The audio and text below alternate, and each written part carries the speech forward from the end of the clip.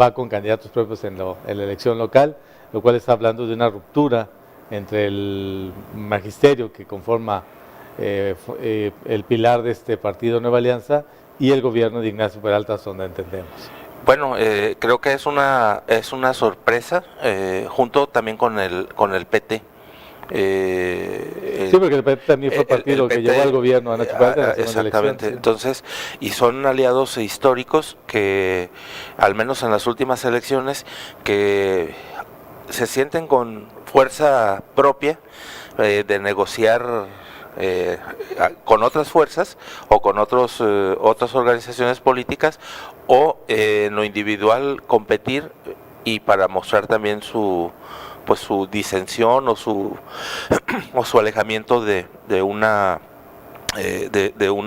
unión de fuerzas que en otro tiempo pues le dio resultados en varias posiciones, particularmente de orden legislativo, ¿no? Lo de Nueva Alianza es interesante porque se acaba de unir MIT con el magisterio, específicamente con la estructura de Nueva Alianza, y les hizo promesas pues que ojalá se las hubieran cumplido en ese sexenio, y no creo que hubieran tenido esta tensión con la que termina el sexenio. Es aumento salarial, reconocimiento de ciertas prestaciones. No le faltó prometerles echar abajo la reforma educativa. A mí me parece importante que ya los candidatos vayan depurando, particularmente en temas nodales o en temas estratégicos, qué van a hacer. López Obrador dice que va a derrumbar, va a quitar la reforma educativa. Al menos en términos discursivos, eso le está como inyectando cierto brío a la relación que tiene con un sector magisterial, particularmente la CENTE, cuya influencia, pues todo el mundo sabe, está en algunos estados del sureste como Oaxaca, Chiapas, y en estados cercanos a Colima como Michoacán. Y su bandera contestataria, etcétera, ha sido que la reforma educativa no es tal, sino más bien es una situación que ha modificado las relaciones laborales administrativas del profesor, pero que no es de fondo. Yo creo que esta promesa de José Antonio Meade a los maestros de aumentarles el sueldo, pues tampoco toca una concepción educativa de fondo. Y yo creo que en algún lado está la consistencia de la verdad, y me parecería que es tema de debate, porque la educación es un tema de debate nacional, sí, por la repercusión que tiene para todos los ámbitos, en el mediano y en el largo plazo. Entonces, que empiecen a esbozar, por ejemplo, aumentarles de sueldo, no estoy muy seguro si los maestros están mal pagados. Esa es una cuestión, y que si esa oferta política en realidad los convertirá en aliados. Tampoco estoy seguro que derrumbar estoy tan seguro que derrumbar o anular la reforma educativa, en el discurso es muy fácil, Alberto, pero ¿cuál es el proceso o el procedimiento para una modificación de la reforma educativa? ¿Y con qué la van a sustituir? ¿Y con qué la van a sustituir? Pero primero, ¿cómo está el Congreso? ¿Implicaría que ganara mayoría o una negociación mayoritaria en el Congreso para cualquier modificación? Pero eso no lo dicen porque pues no al posible elector lo quieren encantar así como a las serpientes, pues lo quieren adormilar, pero no dicen que es muy complicado derogar la reforma educativa. Así como está, tiene que haber una mayoría legislativa para que tenga curso legislativo en el Congreso Federal, lo que se acuerde o lo que se entienda que es de nocivo esta reforma educativa. Tendría que haber la misma combinación de fuerzas políticas que se dio con el Pacto por México para llevar a cabo estas reformas estructurales, que además los maestros se quejan de que esa reforma educativa no fue educativa, sino que fue, como bien dices, administrativo, laboral, y me parece que el meollo de la reforma era decirles a los maestros: miren, ya basta de aumentos generalizados, basta de promociones escalafonarias de manera automática, vamos a hacer un proceso selectivo para que sea con base en una meritocracia, en un mérito, el ascenso y la progresión salarial.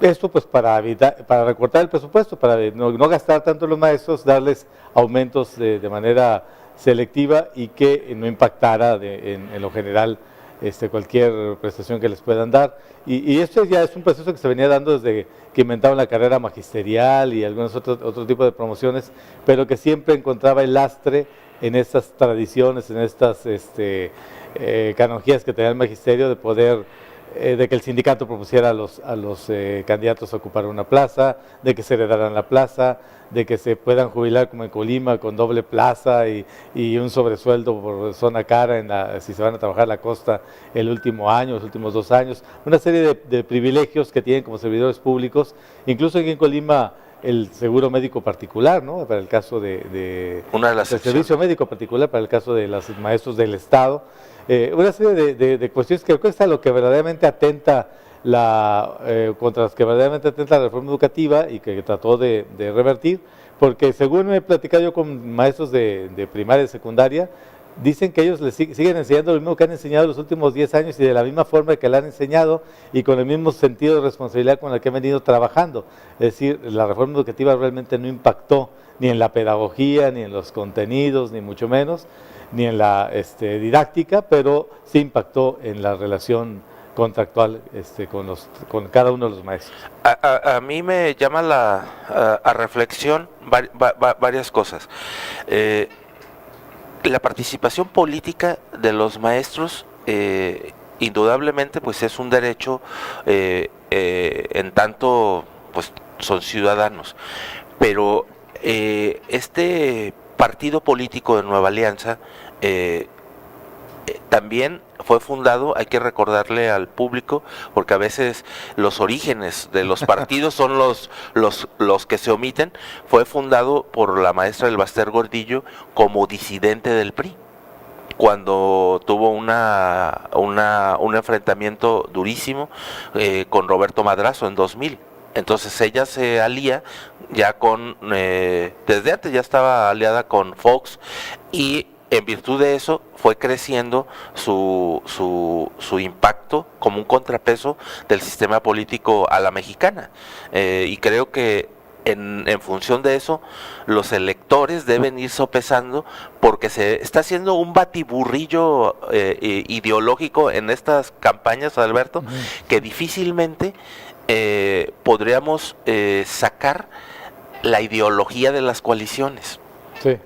Sí, porque por ejemplo, PRD y PAN, unidos como dicen, el agua y el aceite. ¿Por qué están unidos? Evidentemente por praxis política, o por praxis de uso de la política, porque lo que queda del PRD se lo llevó, muy debilitado lo dejó la fundación de Morena. Realmente ¿es la izquierda la que quiere encabezar López Obrador? No estoy muy seguro. Y habría que analizar más a fondo las intencionalidades, y realmente lo que quieren es la transformación democrática de este país. Yo cada día estoy más escéptico, si siempre soy escéptico, es más, estoy hasta desconfiado de la eficacia política de estas coaliciones armadas de última hora, a partir evidentemente de una serie de conveniencias hasta sorprendentes en un tiempo tan político tan convulso como el que vivimos en México. Y eso que tú dices lo podemos ver incluso en las críticas que se le hacen a López Obrador. Primero lo acusaron de izquierda, ¿no? De izquierdista. La izquierda nos iría muy mal si gana la izquierda en este país, y una serie de argumentos casi apelando a un cierto espíritu anticomunista que estuvo de moda en los años 60, todavía en los 70, que había guerrilla comunista en México. Y luego después como que lo de la izquierda pues ya no convenía, porque también el PRD se dice de izquierda y estaba ya en el frente unido con el PAN, entonces ¿De qué lo acusamos? Pues de populista, ¿no? Entonces es el populismo chavista, el populismo de Maduro, pero luego se acordaron que también a Donald Trump lo acusan de populista y entonces como que se mordieron la lengua y ya mejor no le quieren mover por ahí, y ahora lo acusan de caudillista, de que la propuesta de López Obrador está basada en la figura del caudillo que tanto hemos repelado los latinoamericanos en general y que está hasta en la literatura del continente, y la verdad es que cuando uno compara cómo presentan a López Obrador, que ciertamente es un líder, un jefe nato de un partido que él mismo fundó con el propósito de por fin llegar a la presidencia, y lo comparas con Mitt, a quien presentan como un hombre providencial que va a solucionar todos los problemas del país, porque él sí sabe cómo hacerlo, pues no hay ninguna diferencia entre una versión del caudillismo y otra. Ni lo que representa Anaya y cómo se hizo también el precio de la candidatura. Mira, Adalberto, yo de lo que sí estoy muy persuadido es de que hace un par de días el fundador de Facebook, Mark Zuckerberg, dio una declaración muy interesante sobre el impacto posible que ha tenido esta red social en los procesos democráticos, y su afirmación es que ha resultado nocivo para la democracia.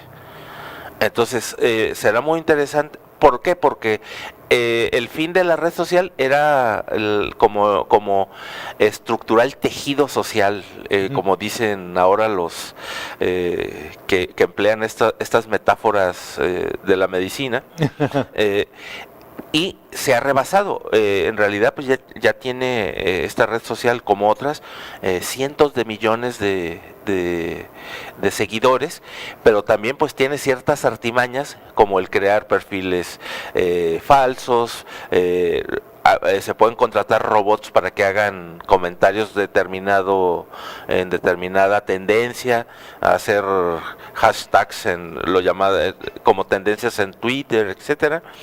Entonces habrá que analizar también porque los diques acostumbrados y controlados de la libertad de prensa en las campañas tradicionales están rotos.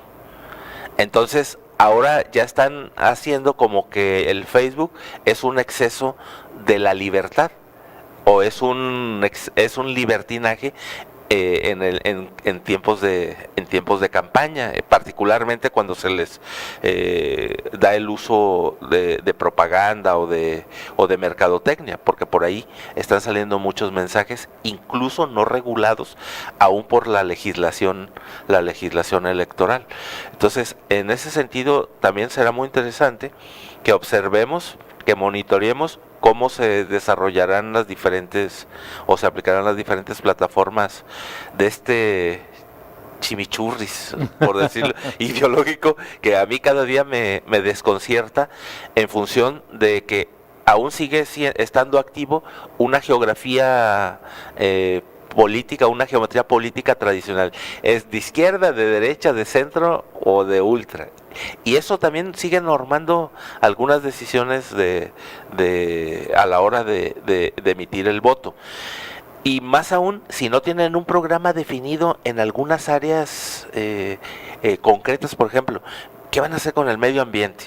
Se dice mucho de la inseguridad, pero el medio ambiente también es otra causa de preocupación grave en el país. La educación, la energía, la creación de empleos, la economía, o sea, los programas del campo, por ejemplo. Luego se va a sacar a pronunciar contra los transgénicos y suscitó algunas críticas que dicen que está condenando a los campesinos a vivir en la Edad Media, en la era de la colonia. Bueno, es que acuérdate que tocar el tema de los transgénicos en México es ponerle dedo flamígero a varios monopolios que precisamente han contribuido a que desde las instancias oficiales a que el campo no tenga la suficiente fortaleza para miles de personas, y eso exactamente es causal migratoria de muchos, sobre todo particularmente de muchos jóvenes del ámbito rural, del medio rural. Y hay muchos temas como donde la izquierda y la derecha no tienen bien determinadas, delimitadas sus fronteras, y donde la gente que tiene, digamos, ideas progresistas no está muy claro si debe estar a favor o debe estar en contra de la producción masiva de cárnicos, por ejemplo, ¿no? O de la siembra de cultivos con semilla transgénica, o muchos asuntos que tienen que ver con el medio ambiente, la misma fiesta de toros y demás, en donde pronto hay una gran confusión, y donde vemos que realmente el fin de las ideologías se concreta, y no solamente en términos políticos, sino muchas veces en términos de cómo nos concebimos, de cosmovisión, digamos, de cómo nos concebimos frente a la naturaleza, frente a las tradiciones, frente a las propias religiones incluso, ¿no? Y creo que todo esto, este desconcierto que vemos en otros ámbitos del pensamiento, pues obviamente se manifiesta en el ámbito político, y ahí es donde está más claro que nunca que no entendemos ya bien qué es ser de izquierda, qué es ser de derecha, ni los propios candidatos, ya ni los partidos te especifican, te aclaran en su declaración de principios en qué lado de la geometría política se ubica. Vamos a hacer una pausa, Rubén, si nos permites, vamos a regresar en concreto. Soy Adalberto Carvajal, estamos con Rubén Carrillo, regresamos.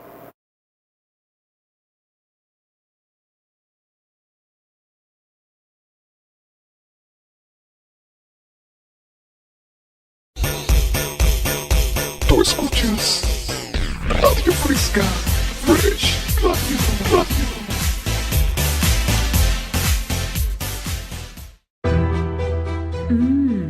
Comales de carne asada, chorizo, champiñones, pollo y tatemado en el fogón de Comala Campestre.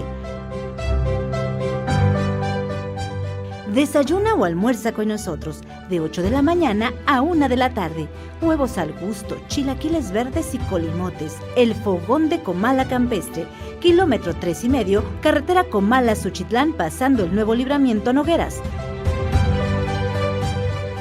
Chicharrón en salsa verde y roja, quesadillas y sopes, flautas, enfrijoladas, enchiladas suizas y más. Descansamos los martes, el fogón de Comala Campestre.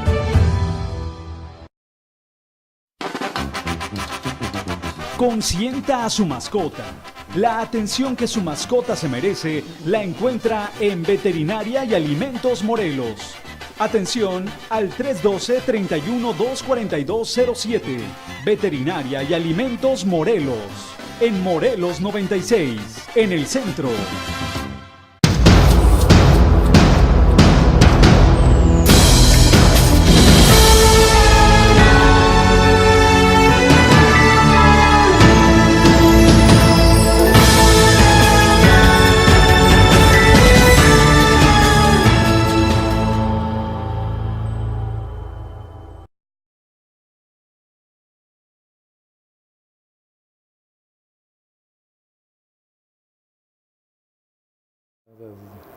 Bien, ya regresamos en concreto a nuestra revista Social y Política. Soy Adalberto Carvajal, estamos platicando con Rubén Carrillo.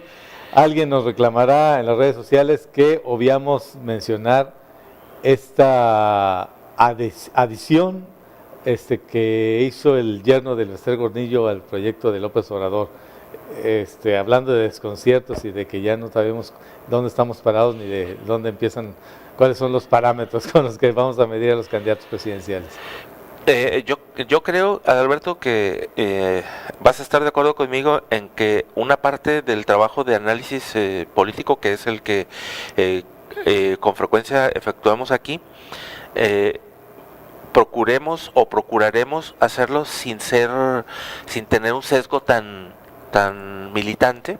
Me parece que eso nos ha ayudado mucho a identificar los puntos. A mí me parece que este aspecto de la praxis política, porque hay que ubicarlo en la pragmática política, pues López Obrador o los asesores de López Obrador en la estrategia, creo que están pensando en llenar los posibles huecos por donde se pueden diluir algunas estrategias nocivas, por decirlo de manera muy elegante, durante el conteo, durante un posible conteo de votos.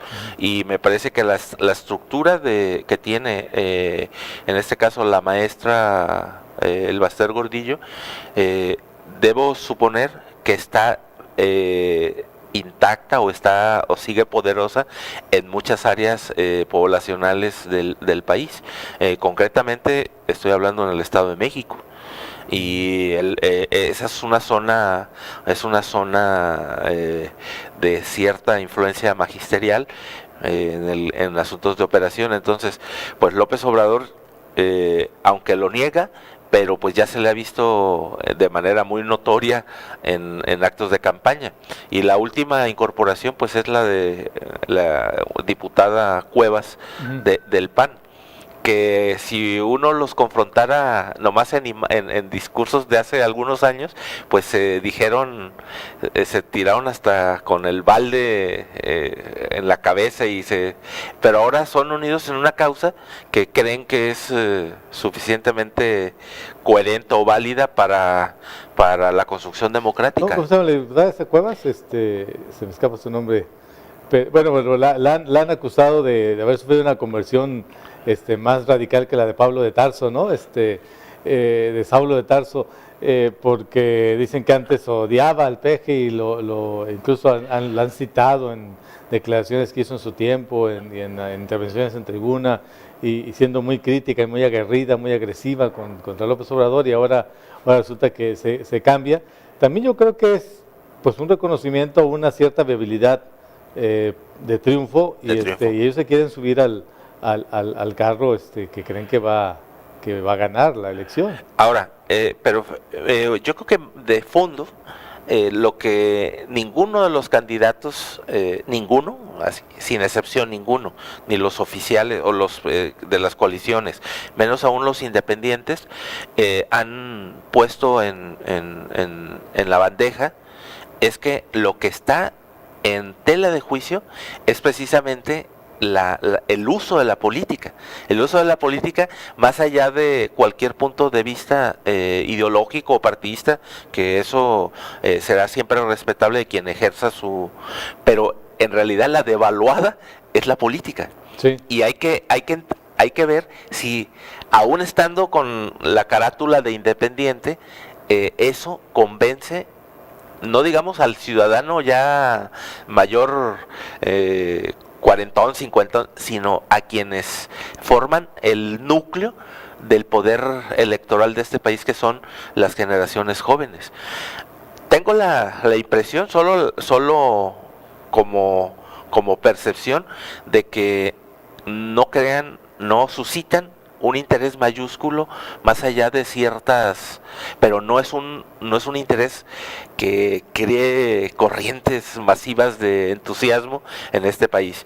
Ojalá y que la elección sea un plebiscito también para el uso de la política, el beneficio de la política para la formación de digamos, de bienestar, de subirle el valor a la vida, de las condiciones que tiene pues 60, 70 millones de mexicanos, que hay lugares.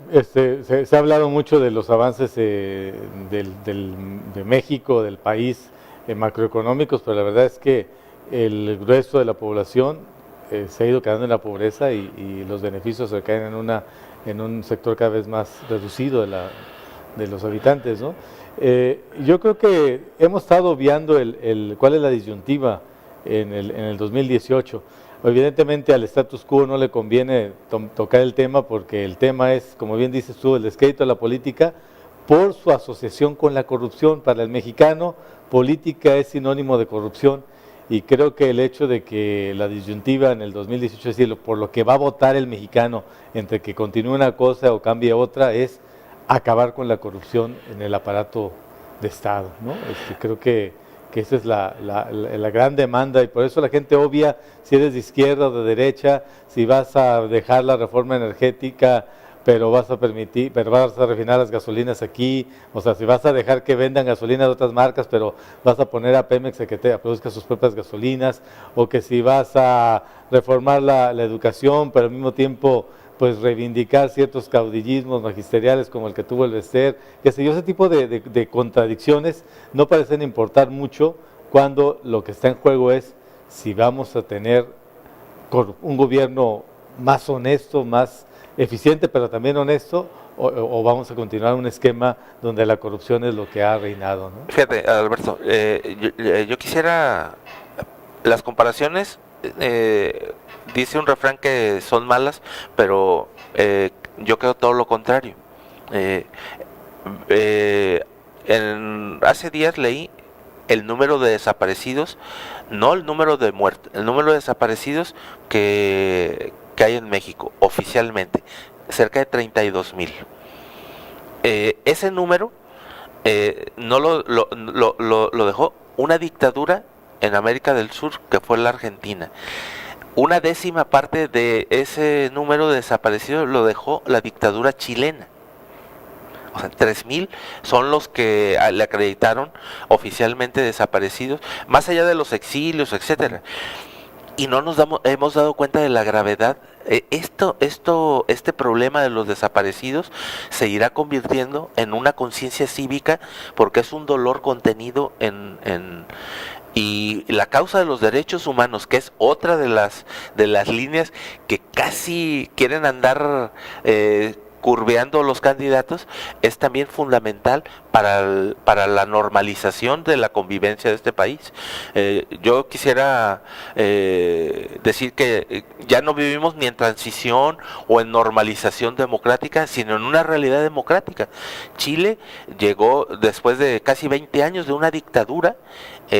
Hicieron ejercicios similares en la concertación, es decir, de derecha, de izquierda, pero porque tuvieron un enemigo común, que era la dictadura, y aún así tardaron 25 años en realmente derrotar los residuos dictatoriales que estaban pues hasta en algo tan fundamental como la Constitución.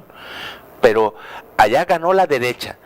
Ese mismo día, el de la izquierda, en la segunda vuelta, le reconoció a los 3 minutos.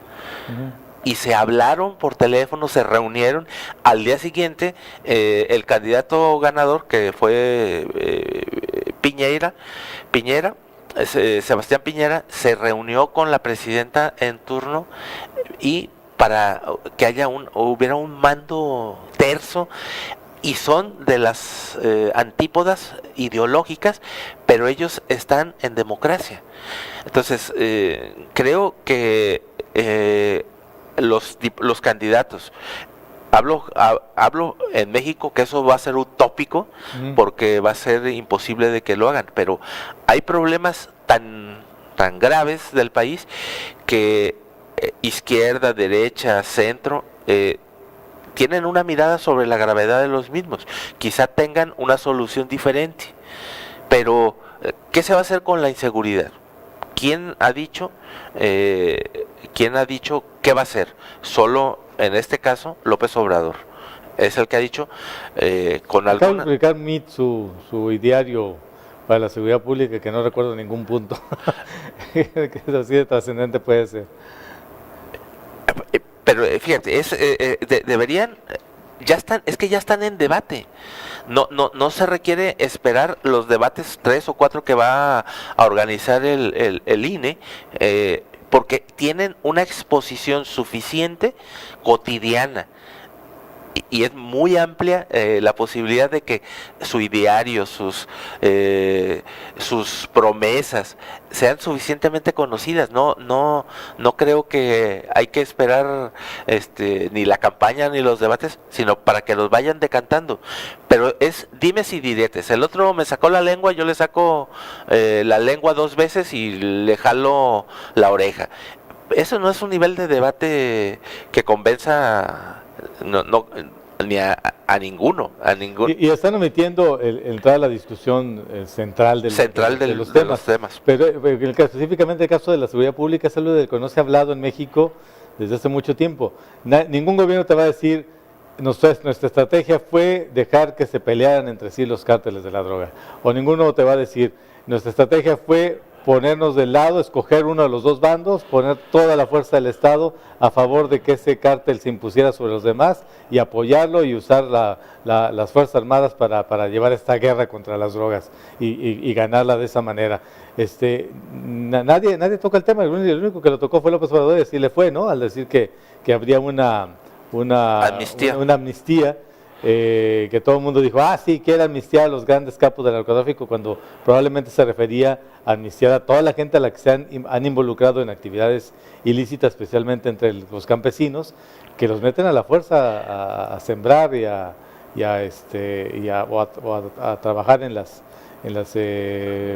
factorías, en las plantas, pues, donde se producen las drogas sintéticas. Y además, otra vez, López Obrador también, que fue polémica, pero creo que después ya con Alfonso Durazo fue cuando clarificó un poco más los posibles efectos, pero también este proceso no es unilateral del Poder Ejecutivo, Alberto. No. Entonces, dicen medias verdades porque en campaña se dicen medias verdades o se dicen mentiras envueltas de verdades. La cuestión es jurídica. Y acuérdate que la última amnistía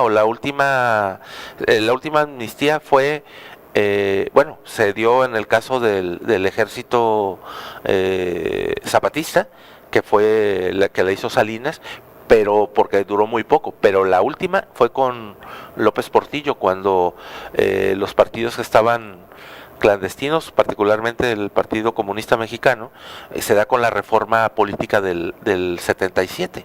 Y ahí hubo el énfasis en la reforma política. En la reforma política. No se tocó mucho el tema de la amnistía, ¿no? No se hablaba, pero era implícito. Estaba implícita que legalizar determinadas fuerzas políticas, permitir o incluso garantizar que tuvieran una diputación plurinominal ya de antemano concedida y que la ocuparan exguerrilleros, pues había un proceso de amnistía ahí implícito, y de eso no se habló mucho. Se ha ponderado incluso para la historia, lo que ponderamos es la reforma política, pero no la amnistía. Como en otros países que se ha hablado de amnistía contra a favor del ejército irlandés, revolucionario irlandés, o los ETAs, o cualquier otro grupo guerrillero en Europa. Ahí se habló de amnistía claramente, y después de reforma política. Hacemos una pausa en esta conversación con Rubén Carrillo. Soy Alberto Carvajal, regresamos a En Concreto.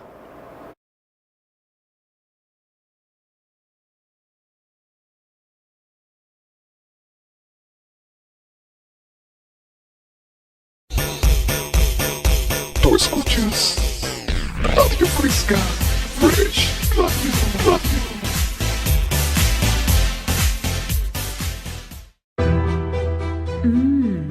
Comales de carne asada, chorizo, champiñones, pollo y tatemado en el fogón de Comala Campestre.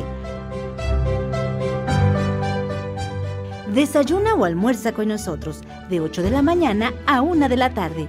Huevos al gusto, chilaquiles verdes y colimotes. El fogón de Comala Campestre. Kilómetro 3,5, carretera Comala-Suchitlán, pasando el nuevo libramiento Nogueras.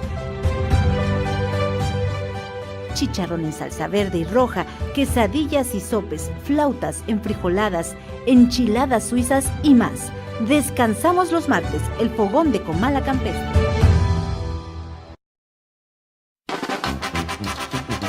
Consienta a su mascota. La atención que su mascota se merece la encuentra en Veterinaria y Alimentos Morelos. Atención al 312-31-24207. Veterinaria y Alimentos Morelos. En Morelos 96, en el centro.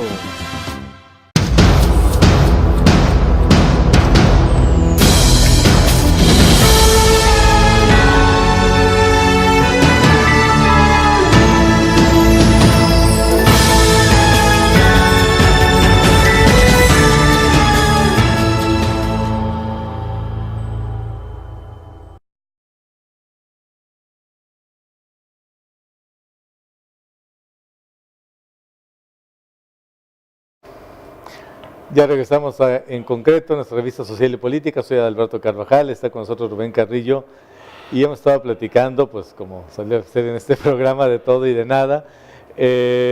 Una elección curiosa la que vamos a tener en el 2018, porque parece que ya los partidos políticos importan menos que los candidatos. Se acusa a López Obrador de encarnar un modelo caudillista, pero en general todo el andamiaje, toda la oferta política para el 2018 tiene este sesgo del individualismo, del caudillo, de la figura providencial, de todos los partidos, ¿no? Y hasta los candidatos independientes se presentan como eso, ¿no? Alguien ungido por la providencia para venirnos a salvar, y que como nadie lo reconoce, entonces decide lanzarse por su cuenta. Pues yo creo que de los partidos y los candidatos que son disque candidatos ciudadanos, por ejemplo, el otro día yo le escuché al Bronco una declaración, una respuesta a una pregunta que le hizo un reportero, que cuánto le costaba andar con su caballo recolectando las firmas, y dijo algo que para mí, o sea, las mujeres deberían, así como el acoso, dijo, pues mi caballo, lo que come mi caballo es menor que lo que come mi vieja, entonces, y me siento mejor con mi caballo que con mi vieja. O sea, le está faltando al respeto a la dignidad femenina en general, y yo no escuché ninguna Nadie se rasgó las vestiduras. Nadie se rasgó las vestiduras. Ninguna mujer se rasgó el Chanel.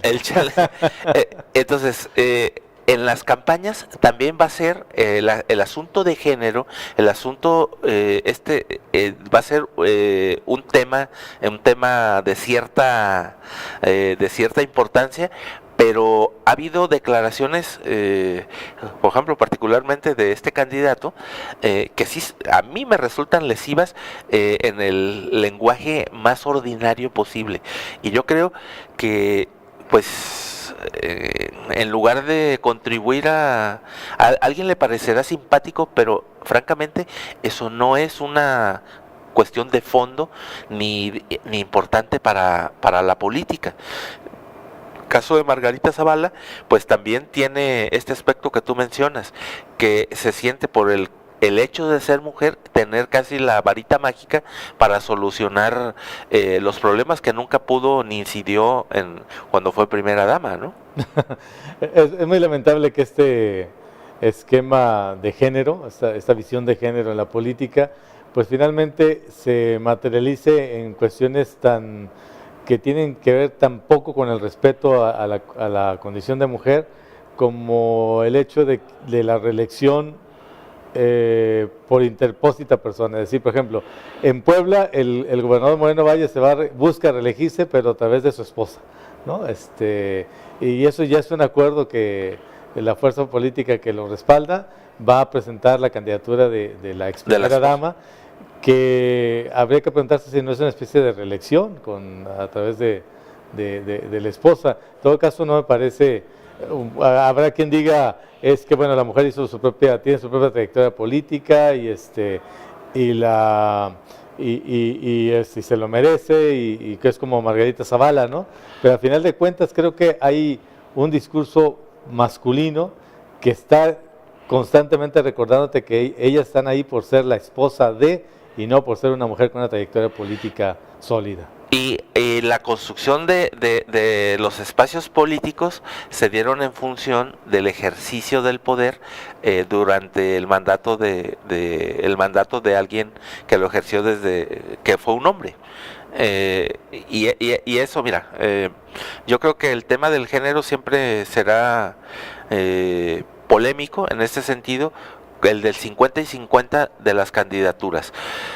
Yo estoy de acuerdo y todos vamos a estar de acuerdo en el reconocimiento de la capacidad de la mujer, pero esta legislación, según mi punto de vista, en realidad va en contra del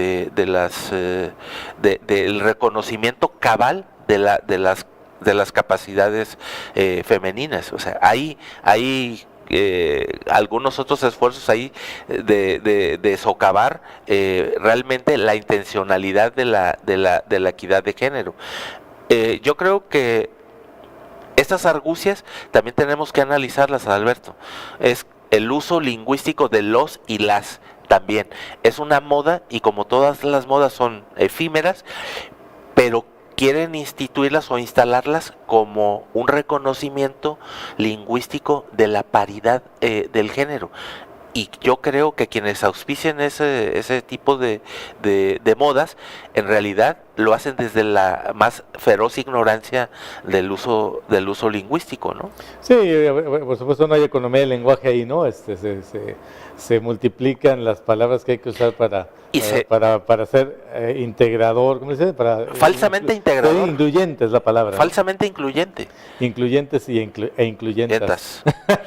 Pero sí, la verdad es que creo que eso sale sobrando. Lo decíamos, lo platicamos aquí con una de las consejeras electorales que subrayaba una cuestión nada más en Colima, puede ser que en otros estados sea distinto, pero en Colima la lista nominal y las personas que efectivamente votan, que realmente ejercen su voto, son en su mayoría mujeres. El Consejo Electoral está integrado creo que por 5 mujeres y 2 varones solamente.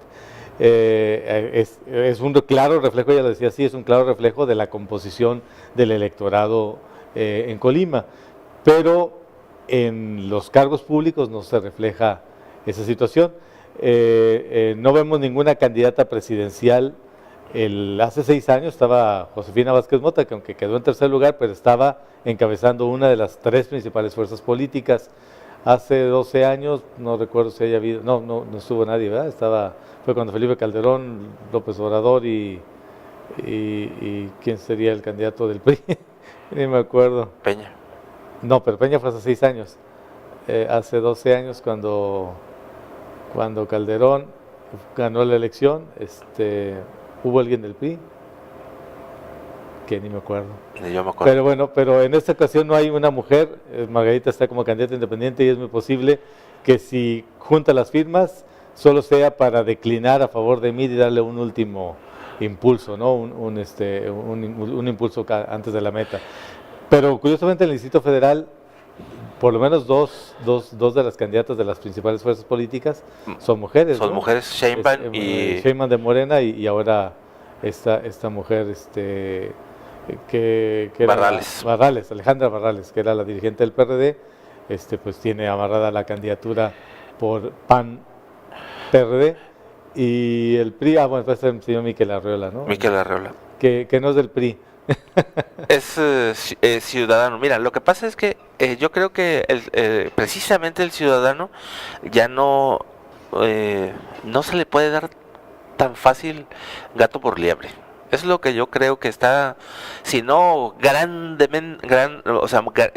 muy informado, pues tiene en su acceso suficientes elementos para tomar una decisión. Más allá de la escolaridad que tenga, ya hay un grado de exposición informativa en este país por donde uno le busque.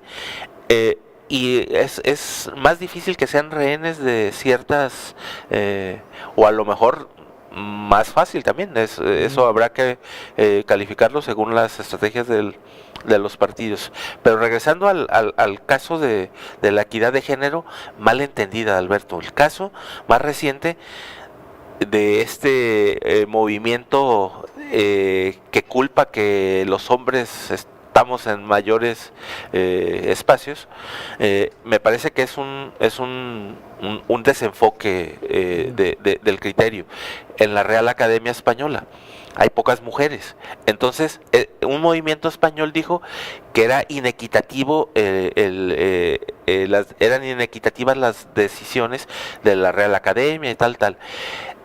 Y una mujer, curiosamente, una de las miembros de una integrante dijo: yo prefiero llegar por mi capacidad, mi trayectoria, que por la moda de la equidad de género.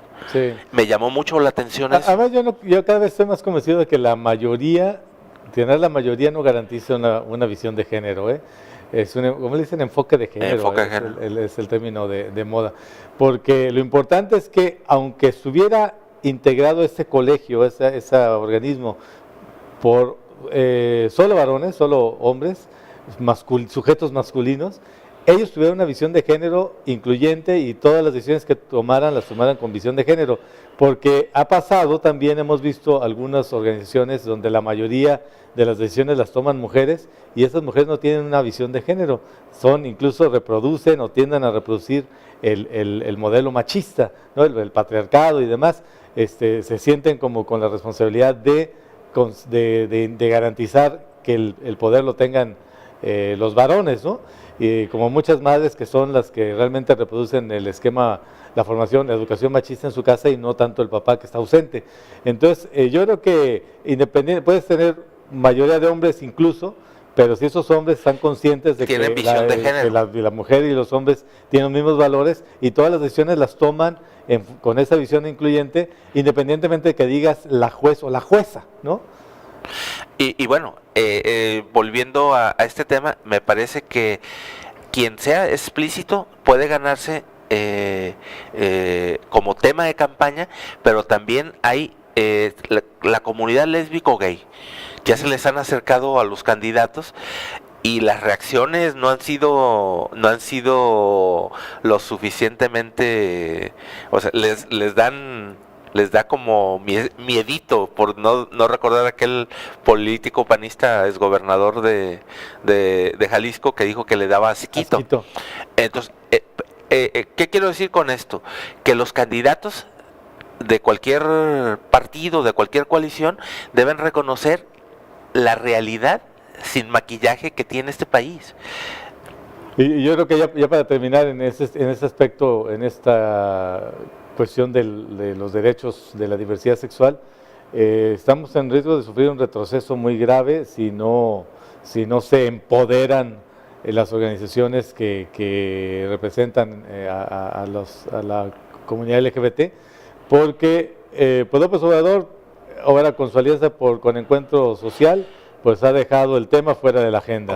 El PRD, que es el partido que efectivamente en el Distrito Federal al menos realizó muchos de los avances en materia de los derechos, desde el reconocimiento a los matrimonios igualitarios a otra serie de conquistas para la comunidad LGBT, pues ahora con su alianza con el PAN prefiere tampoco tocar el tema porque es una de los asuntos en donde no empatan los idearios ni los del PAN con los del PRD, entonces prefieren omitirlo. Y ahora resulta que el Partido Progresista, el más incluyente con la comunidad LGBT, es el PRI, cuyos gobiernos han sido responsables de la persecución y de buena parte de las prácticas homofóbicas y transfóbicas en este país.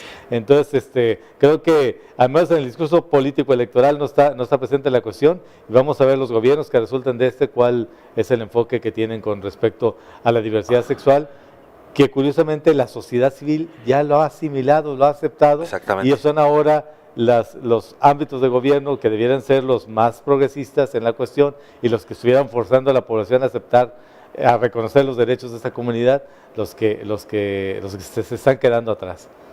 Pero bueno, platicaremos de esto en otra ocasión. Rubén Carrillo, muchas gracias por habernos acompañado. Pues nuevamente la invitación siempre es bien recibida y la conversación y el café, pues muy agradable también. Y aquí nos veremos el próximo jueves en concreto. Soy Adalberto Carvajal.